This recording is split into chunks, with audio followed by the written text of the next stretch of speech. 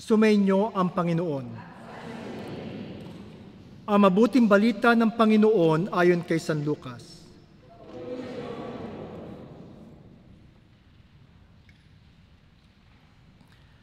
Noong panong iyon, ang Panginoon ay humirang pa ng 72. Pinaunan niya sila ng dala-dalawa sa bawat bayan at pook na patutunguhan niya. Sinabi niya sa kanila, "Sagana ang aanihin, ngunit kakaunti ang mga manggagawa.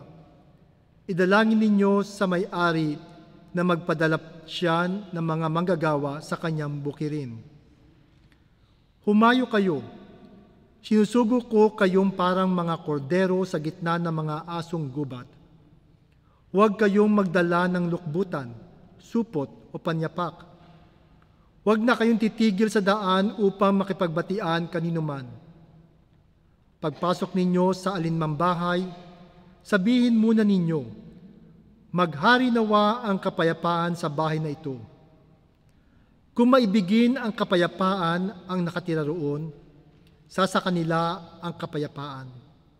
Ngunit kung hindi sila magkakamit nito. Manatili kayo sa bahay ng inyong tinutuluyan. Kanin ninyo at inumin ang anumang idulot sa inyo, sapagkat ang manggagawa ay may karapatang tumanggap ng kanyang upa. Huwag kayong magpapalipat-lipat ng bahay. Kapag tinanggap kayo sa alinmang bayan, kanin ninyo ang anumang ihain sa inyo. Pagalingin ninyo ang mga may sakit doon at sabihin sa bayan, nalalapit na ang paghahari ng Diyos sa inyo. Ngunit sa alinmang bayang hindi tumatanggap sa inyo, lumabas kayo sa mga lansangan nito at sabihin ninyo, pati ang alikabok dito na dumikit sa aming mga paa ay pinapagpag namin bilang babala sa inyo. Ngunit pakatandaan ninyong malapit na sa inyo ang paghahari ng Diyos. Sinasabi ko sa inyo, sa araw ng paghuhukom ay higit na mabigat ang kaparusahan sa mga taong bayan yaong kaysa dinanas ng mga taga-Sodoma." Mga kapatid, ang mabuting balita ng Panginoon.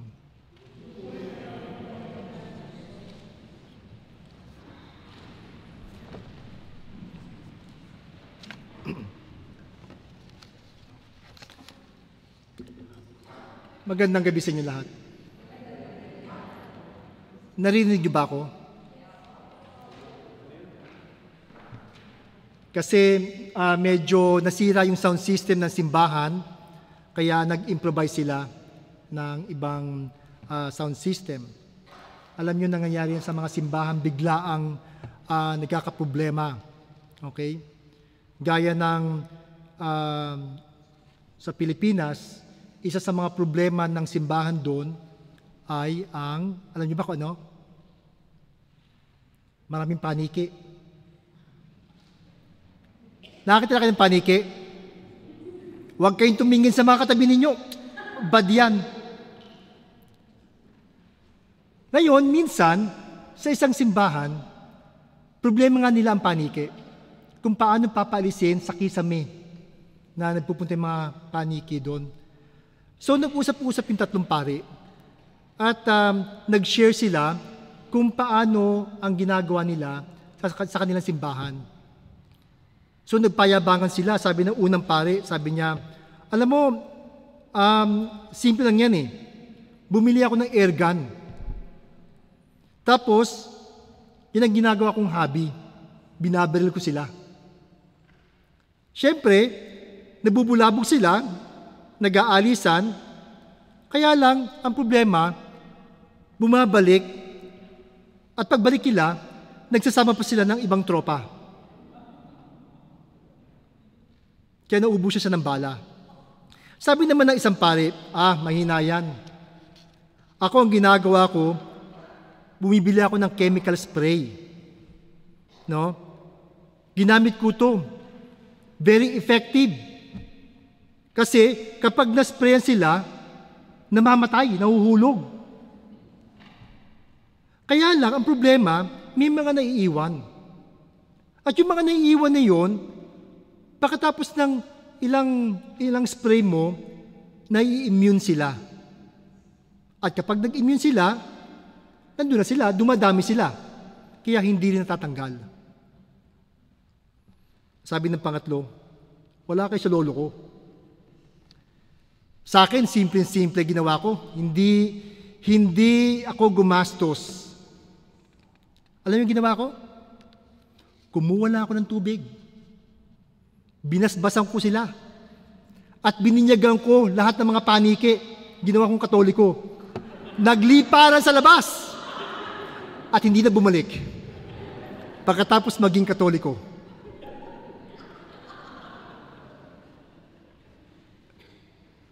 Sounds familiar, di ba? Marami sa atin, mga Katoliko, na walang pinagkaiba sa mga paniking na binyagan. Marami sa atin, pagkatapos mabinyagan, palipad-lipad na lamang sa labas ng simbahan at ayaw nang pumasok. Marami ng dahilan kung bakit ayaw na nila magsimba. Nakakalungkot ngunit ito ang katotohanan. Maraming Katoliko ang Kristiyano lamang sa baptismal certificate. Nabinyagan, ngunit hanggang doon na lamang. Ang tawag doon yung mga sacramentalized but not evangelized. Sa ating ebanghelyo ay narinig natin ang pagsusugo sa 72 alagad. Isinugo sila ni Jesus upang tulungan siya sa pagpapalaganap ng mabuting balita. Mga kapatid, tayong lahat sa bisa ng ating binyag ay isinugo rin ni Jesus. Hindi natin kinakailangan lumayo sapagkat sa ating mga tahanan ay maaari na nating simulan ang gawaing ito. Isinugo tayo ni Jesus na ilapit sa Kanya ang ating mga magulang, anak, kapatid, kapitbahay, at ang ating mga kaibigan. Ibinahagi natin si Jesus sa paraang kakaiba. Ipakilala natin si Jesus sa paraang naaangkop sa makabagong takbo ng panahon. Mula sa paggamit ng cellphone hanggang sa internet, social networking sites, at iba pang mga high-tech na pamamaraan ay maaari nating ipalaganap ang mabuting balita ni Kristo. Tingnan mo ang nilalaman ng mga pakikipagtalakayan mo sa mga tao, sa mga kapwa mo. Nakukwento niyo ba, napapag-usapan niyo ba si Kristo? May lakas ka bang loob na banggitin siya ng mga espiritual na bagay sa mga kasama mo sa bahay o sa inyong mga kaibigan? O baka naman ikinahihiya mo ang iyong pagiging Kristiyano? Alam niyo, may isang kwento tungkol sa 2 miyembro ng parokya na nag-aaway-away. Meron silang mga disagreement at nauwi yung kanilang away sa samaan ng loob. Pagkatapos niyon ay na mag-usap. Pero nagsisimba sila. Kaya lang magkalayo ng upuan. So minsan, itong isang parokyano, siya ay, sabi natin, takapagdala ng kapayapaan, gusto niya magbati na itong dalawang taong ito. Ang ginawa niya, nilapitan niya yung isang tao. Sabi niya, Mamberto, ano masasabi mo doon kay Mantoni? Ang sabi niya, alam mo, makita ko pala mukha niya, nasusuklam na ako.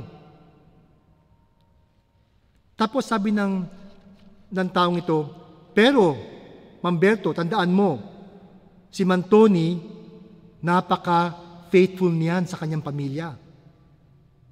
Maniniwala ka ba? At sagot ni Mamberto, oo naman. Sa ganung paraan, inaamin ko naman, talagang faithful siya sa kanyang pamilya.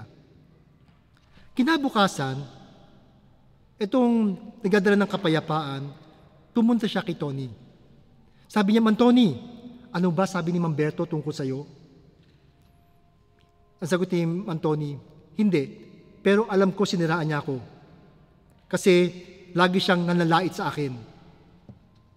At ang sagot naman ng itong kaibigan nila, hindi, Mang Tony. Ang sabi niya, faithful ka daw sa iyong pamilya. Ikaw naman, ano masasabi mo kay Mang Berto? At ang sagot naman ni Mang Tony, si Mang Berto, masama ugali niyan. Pero, sabi ng kanilang kaibigan, tandaan mo, Mang Tony, si Mang Berto, sabi niya, ikaw daw yung taong maaasahan. Totoo ba yun? Totoo naman yun. Maasahan talaga siya. Kaya ngayon, kinabukasan, nagpunta itong tao kay Mang Berto at sabi niya, Mang Berto, alam niyo ba sabi ni Mang Tony tungkol sa inyo? Sabi niya, maaasahan daw kayong tao. Hindi ako iniwala. Hindi totoo yun. Narinig ko mismo. Kaya, nung susunod na linggo, nagtagpo ngayon si Mang Berto at si Mang Tony. Pero this time, nagtabi na sila sa upuan. Magkaibigan na sila. Masaya na silang magkasama. Bakit? Sapagkat pinakita ng kanilang kaibigan ang pagiging isang tagapagdala ng kapayapaan. Yan din ang isa sa mga tema ng ating ebanghelyo. Ang magdala ng kapayapaan sa kapwa. Sinabi ni Jesus, sinusugo ko kayo katulad ng isang kordero sa gitna ng asong gubat. So, hindi sapat ang maging mapayapa. Kailangan maging tagapagdala rin tayo ng kapayapaan sa kapwa. So, kesa nagsasabi ka ng mga mali ng ibang tao sa kapwa niya o ginagatungan mo yung isang tao para lalo magalit sa kabila, kailangan magdala ka ng kapayapaan sa bawat isa. Ipagbuklod mo sila. Yun ang tunay na kapayapaan na hinahanap natin. At ang kapayapaan na ito ay hindi yung walang tensyon, walang conflict. Sapagkat kung ang kapayapaan na hinahanap mo na walang tensyon, walang conflict, pumunta ka ng sementeryo. Doon walang conflict, walang tensyon. Pero habang nandito ka kasama mo mga tao, nagkakaroon pa ng conflict, nagkakaroon pa ng tension. Pero ang pinagkaiba rito, nagdadala ka ng tunay na kapayapaan sa pamamagitan ng pagbibigay ng hustisya at respeto sa karapatan ng bawat tao. Katulad na ito, sa mga empleyado, kailangan natatanggap nila yung tamang sweldo. Sapagkat kung hindi nila tinatanggap yung tamang sweldo at tahimik lang sila na masama loob, hindi yung kapayapaan. Di ba? O kaya sa pamilya ninyo, kapag yung mag-asawa, para lang hindi mag-away, yung isa natutulog sa kabilang kwarto, yung isa sa kabilang kwarto, kasi pag nagsama sila, para silang asong pusa, hindi kapayapaan yun. Katahimikan lang yun.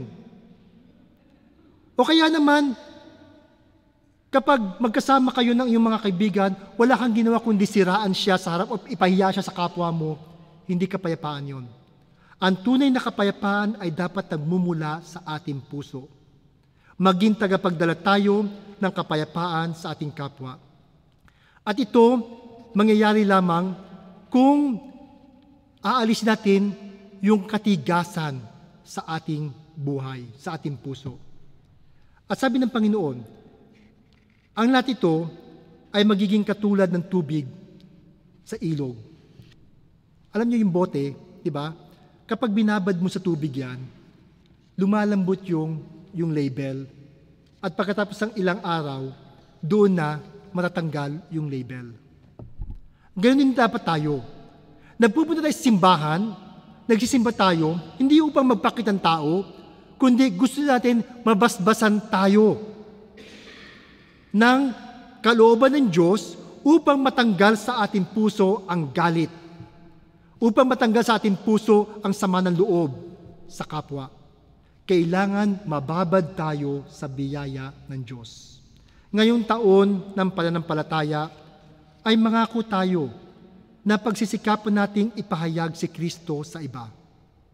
Mangako tayo na magdadala tayo ng kaibigan kay Kristo, lalo na ang mga Kristiyanong paniki, na patuloy pa ring palipad-lipad sa labas ng simbahan. Yaan ang ating magiging misyon sa buhay bilang Kristiyano, ang maging tagapagatid ng kapayapaan sa ating kapwa. Pagpalain nawa kayo ng may kapal. Amen.